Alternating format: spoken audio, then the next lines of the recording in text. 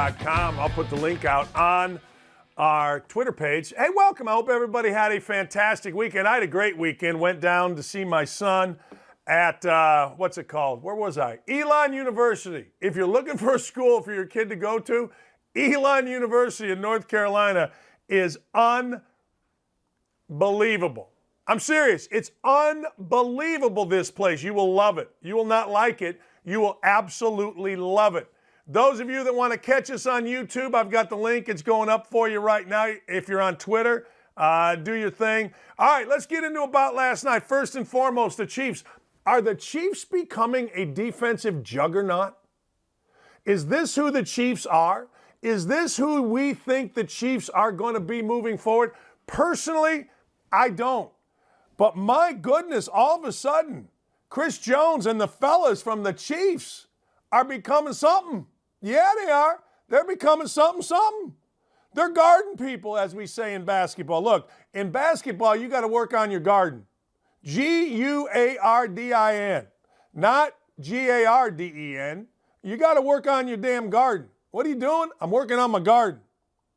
Well, the Chiefs all of a sudden, 22-9 over the Broncos. Now, look, I'm not saying Teddy Bridgewater, who, by the way, threw for 250, are a juggernaut offensive team. I'm not saying that at all. But what I am saying is the Chiefs, who were left for dead, remember, those clowns, what was the clown's name? Ryan Clark. Well, it's broke. They lose a couple games. Oh, it's broke. And then they hide behind, well, you know, it's overreaction Monday. No, that's not what this show's about. What this show's about is we're going to tell you what the hell's happening. We never thought the Chiefs were broke. We thought, well, the only undefeated team is 1972, or the last undefeated team. What does that tell you? That tells you teams are going to go through lulls. That tells you teams are going to win some games, lose some games. If you're a really good team, you're going to win a lot of games, but you're still going to lose some games. So we don't jump up and down, stand on our head, and poop snowballs when somebody loses a game or two. We don't lose our mind when all of a sudden, oh, wait a second, you lost a couple games, one to the Bills and one to the Titans, two pretty good teams. Let me give you the defensive thing on the Chiefs right now. You ready? In this little fight, not little, it's a big 5-game win streak. Listen to this, 17 points to the Giants, bad team. They only gave up 7 to the Packers, no Aaron Rodgers. 14 to the Raiders. Derek Carr could throw the football. At 9 to the Cowboys. Remember Dak Prescott? Because, well, it's what we do in the national media. We talk about the Cowboys and we talk how great Dak Prescott is. He got 9 points against the Chiefs. And then another 9 last night for the Broncos. If you're looking for somebody to follow, bet on, and sound smart when you're talking to your boys or your gals at the water cooler and you're talking foots, talk about the Chiefs. Don't talk about Mahomes. Mahomes only threw for what I got it written down here, 184. Made a nice run in the end zone where a guy named Patrick Surtain, totally punked out, tackling him at the 1. He just backed off and let the guy score, but I digress. The deal is the Chiefs' defense. Today, tomorrow, the next day. And if you don't think so, then you're not paying attention. And you can make an excuse for every team in the NFL. Well, yeah, they did that. But Vic Fangio isn't an offensive coach. Yeah, I don't know, man. Well, they did that. But there was no C.D. Lamb or Amari Cooper with the Cowboys. I don't care. This is the NFL. All of the rules are skewed to the offense. And what are the Chiefs doing? They're guarding. Chiefs are guarding hard. And at some point, you got to say defense wins. Did you see last year's Super Bowl? Did you see what happened to Patrick Mahomes when he didn't have a line and the defense of the Tampa Bay Buccaneers stood up and went nuts? If you don't have a defense in modern-day NFL, particularly this time of year, you're screwed. Side note on my Colts. Frankie ball game, Frankie Reich, salute, brother. In fact, I got my Colts glass out today because Frank Reich ran the ball 47 freaking times or 42 times. It doesn't matter. What matters is they rushed for over 249 yards. The other team, the Texans, are the worst in the world, but they're still professional athletes. And guess what happened? Colts kicked the living hell out of the worst team in the world, shut them out 31-0. 1 turnover this week, 5 last week, 4 in the passing game. Don't at me, people. Run the damn ball. It still matters. Defense, it still matters. It does. People think that offense rules the day, and it does. You got to be able to score some points, but my God, peeps, look at these numbers, okay? Dallas gave up 17 points. Tampa Bay gave up 17 points. These are all winners. Arizona gave up 22 points. The Chargers beat the living hell out of the Bengals, only gave up 22 points. 27 points is what Minnesota scored. We'll talk about Dan Campbell in a minute. Miami gave up 9 points. 18 points is what Philadelphia got. 15 points is what Washington got. 7 points is what the Rams gave up. 19, you get my point. You get my point? You got to guard. And before all the idiots on all the different shows tell you how great different teams are, understand something, peeps. Understand real quick. Defense still matters.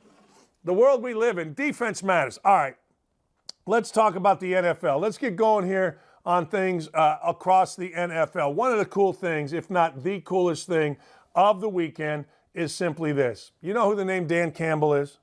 Does anybody know Dan Campbell? Raise your hand if you know Dan Campbell. Dan Campbell is the big meathead, kind of, I like Tigers, I like sausage, I like Coach Boom, bust my head. Okay.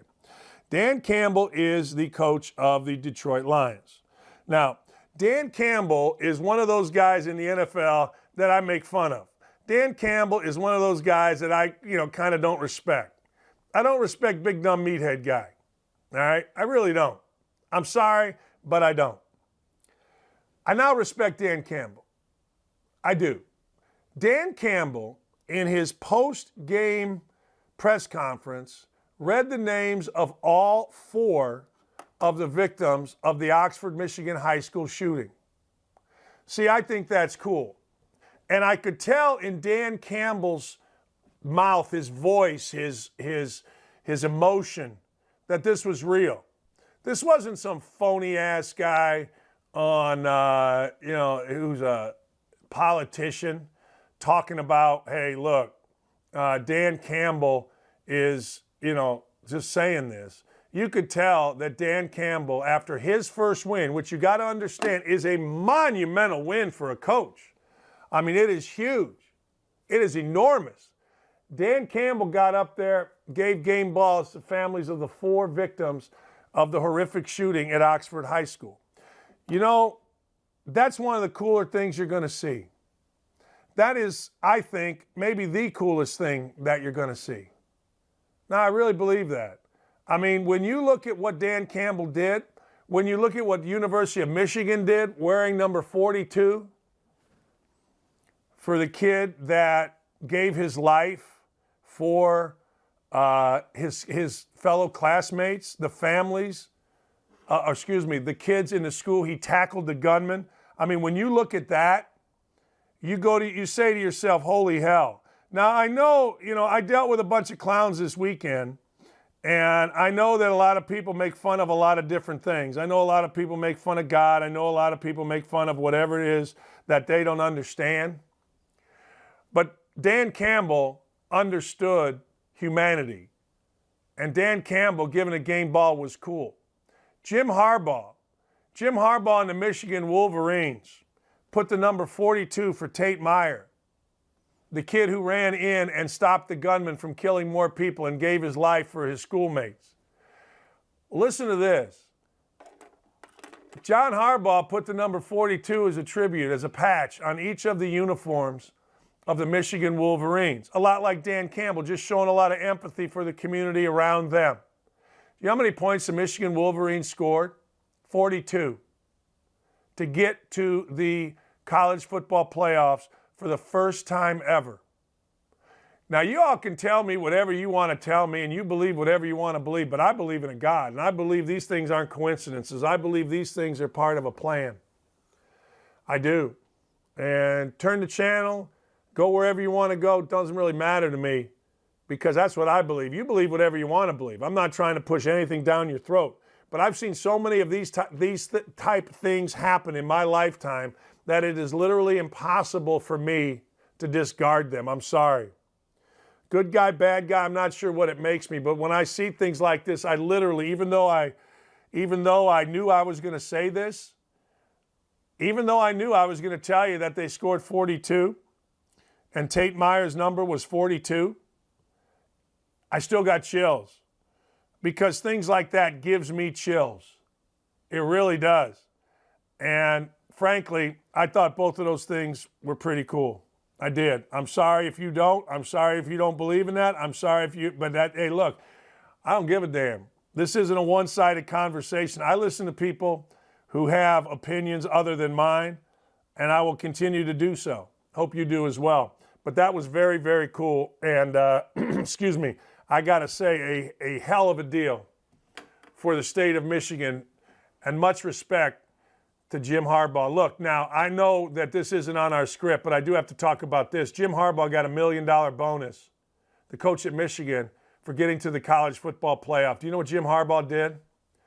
Jim Harbaugh announced that he is giving that money to people that worked at the University of Michigan that were laid off due to COVID. Now, that's what sports is about.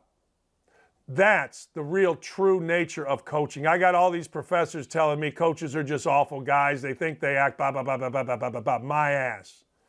That's what coaches are really about. Yeah, they make mistakes like everybody else. Yeah, they show their ass like Steve Addazzi did at Colorado State. It's the way it goes. It's life. But man, oh man, I got to tell you, when I saw what Jim Harbaugh did, and I saw the number 42 on the patch, and I realized when they went for when they went for a touchdown late, they got to 42, they being Michigan. That was one of the coolest things I've ever seen in my life. Damn, that was cool. And that's what coaches are all about. Don't listen to jackasses that want to tell you that every coach that does something wrong, well, that's who coaches are. No, it's not. It's crap. But that's the way the world works. If you're not on some people's side, then they try to rip down the other side. All right, excuse me, I'm struggling here a little bit. One thing I did forget is tonight. I'm all over the ice today. I'm sorry, Lauren, Donnie, Jesse, Stephanie. I'm all over the ice because I forgot. I forgot about tonight. Bills and the Patriots. What the hell's wrong with me? I'm going to get into my betting of this game later on. But I'll tell you this, I'm not betting against Bill Belichick. I don't think the Bills have been very good. I don't think Josh Allen has been near what Josh Allen has been. I think this is the biggest game in Buffalo in the regular season in a long, long time, other than end of the year games that got them in the playoffs or not in the playoffs. This game right here stops you reeling.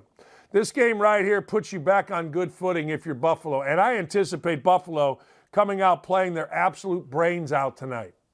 I do. I would expect, if I were the defensive coordinator of the Buffalo Bills, I'd have my guys playing so damn hard. You're coming off a 31-6 win, over the Saints. I'd have my guys playing so damn hard their hair would be on fire. Isn't that a common football saying, their hair is on fire? But I got to tell you, the Patriots are serious business. Here's the reason the Patriots are really good. A lot of people are going to say, well, Mac Jones has been terrific. And Mac Jones has been terrific. Not kind of good, really good. And if you redrafted this draft, I'd bet you Mac Jones would be the first pick. I'd make him the first pick.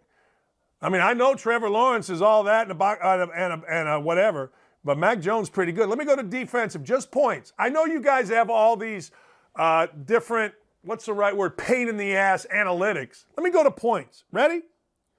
In this win streak, the Jets scored 13 against the Patriots. 24 for the Chargers, 6 for the Panthers, 7 for the Browns, 0 for the Falcons, 13 for the Titans. Defense matters. Defense matters. And I'm down on the Bills. Why? Because the freaking Bills quit against the Colts. They, capital Q, capital U, capital I, capital T, quit. Absolutely quit. Didn't kind of quit, didn't sort of quit, quit. Said, enough. All right, you ready, Stephanie, Jesse, Lauren, Donnie? I'm jumping back over here to the Bears have to start over. I'll give you a minute. I've screwed this rundown up. The Bears have to start over. Now, I don't know what the hell that means, but I know yesterday I watched the Chicago Bears play football. And as growing up as a Bears fan, I watched them play as lackluster a football as you're going to play. I get it. Justin Fields is the second coming of, Bob Avellini, maybe, Gary Huff. All I know is this. This team needs to start over.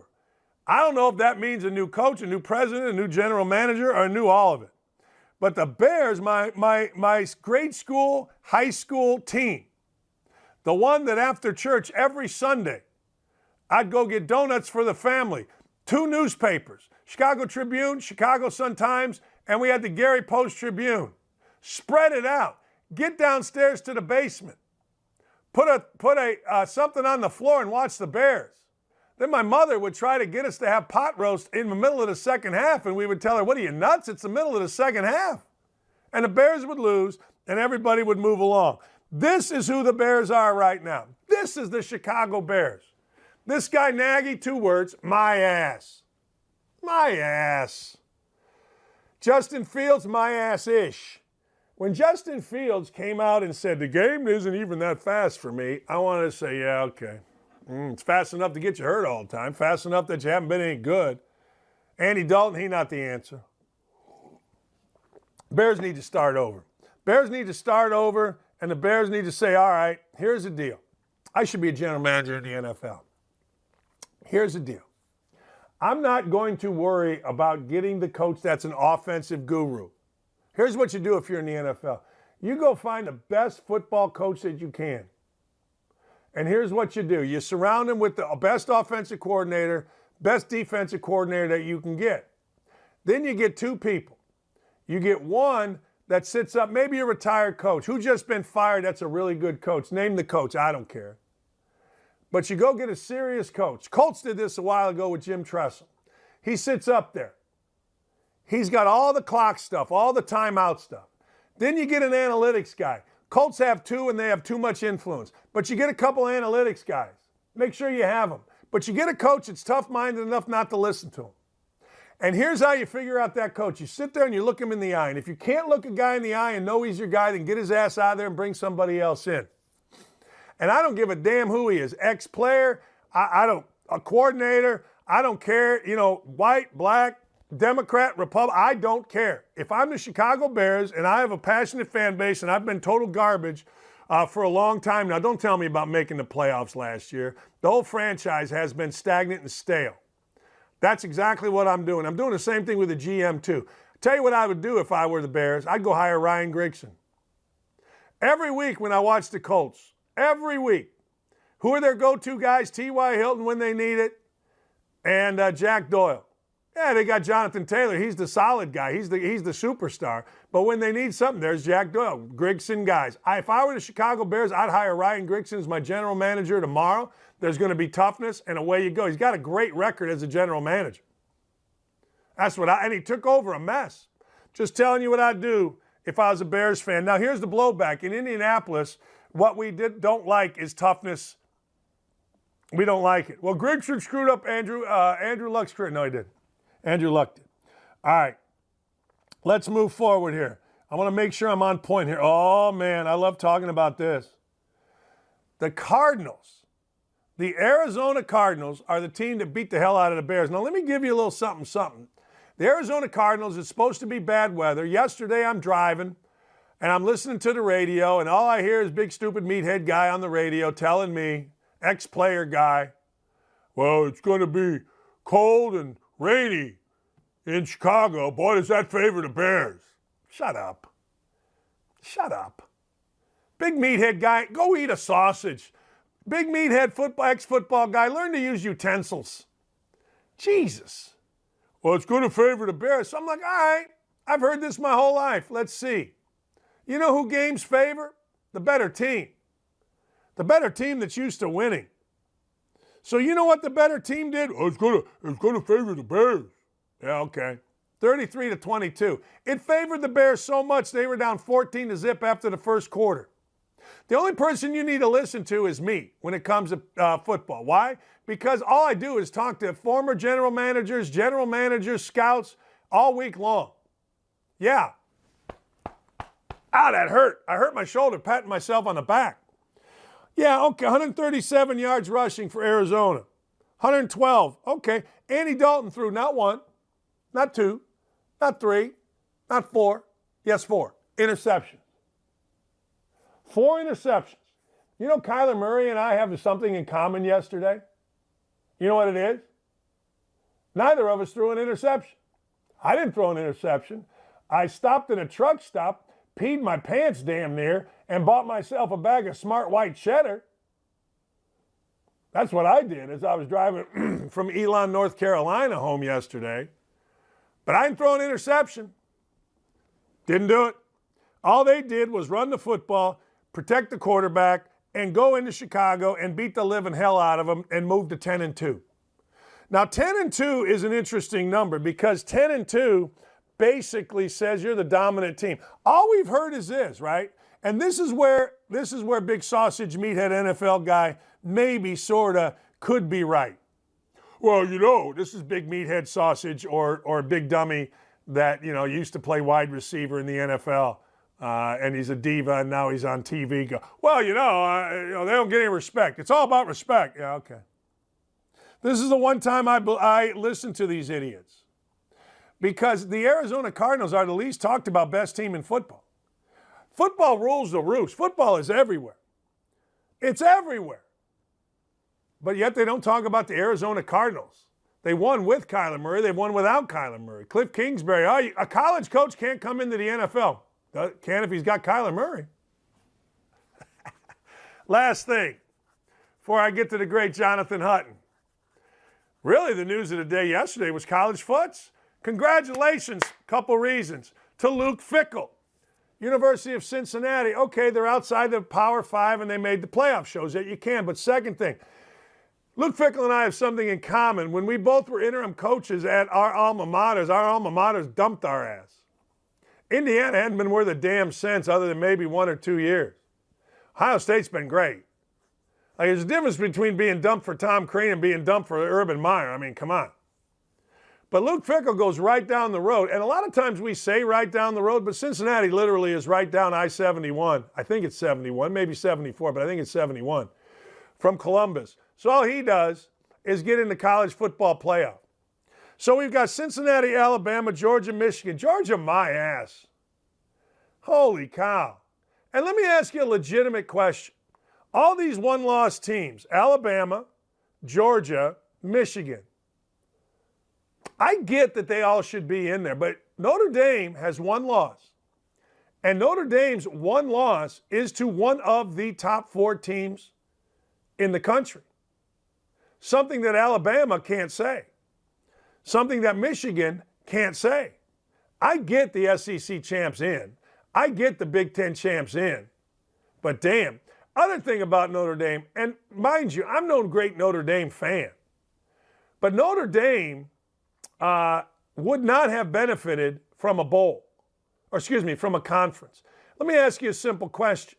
If Notre Dame played Wake Forest in the championship game of the ACC tournament, would it have mattered? Of course not. They're not jumping the Big Ten champ. They're not jumping the SEC champ. Georgia's the one that shouldn't have been in there. I mean, what the hell was Georgia? That was my first time really watching them. They're hot garbage. I guess they'll be favored to beat Michigan. Michigan looked damn good. Georgia, I got 2 words for you. My ass. Who'd you play? I get it. It's not your fault that Clemson wasn't any good this year. I get it. Florida fired their coach. I get it. But damn. Georgia got in by proxy. Wow, great defense, all these idiots told me. I watched that defense. Anyway, I don't know what's going to happen with Cincinnati, Alabama. I'm just glad Luke Fickell got in. I don't know what's going to happen with Georgia, Michigan. I'm just glad that Michigan scored 42 points in honoring the kid who saved a bunch of lives. I think those things are the coolest things in sports. I really do. Notre Dame was 5th. That's fine. I don't want to see him in there anyway. But the truth of the matter is, Notre Dame only lost to a top 4 team. Michigan lost to who? Michigan State. They were no good. They were good, but they weren't. Yeah. Alabama lost to Texas A&M, man. And Georgia looked awful. I love what Danny Kanell did. Danny Kanell did what you're supposed to do on Twitter. Twitter is your news network. It ain't anybody else's. So Danny Kanell went on there, and he let him have it about Georgia. And I liked it. I'm all in on it. I thought it was great. How's Georgia so great? How's Georgia in on this? How's Georgia? He ain't wrong. I love talking college foot. It's my favorite sport. College basketball, I tried to watch yesterday. I don't know who these announcers were. Some dude talking about he got a lot in his bag. My God.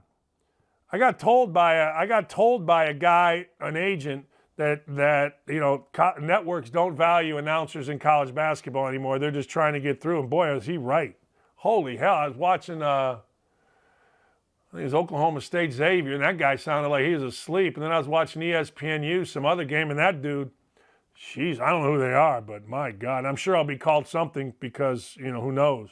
But Jesus. Can't watch it. I want to watch it. I love it. I will watch it. I watched a Big Ten Network game last night. It was really good. I got a lot to say to you peoples. I got a great headline coming up. I got a great headline. One of my favorite all-time headlines. Are you kidding me? I got a great headline. I got Jonathan Hutton from Outkick coming up. We are on YouTube. Go to youtube.com, search me. Of course, we are on at Outkick and at Dan Dakich live. We will be back. Jonathan Hutton's going to join us, and I can't wait. I got a lot to say to him about the NFL. They were at the SEC championship game. Let's go, baby. Stay right here. I'll be back in a couple of minutes.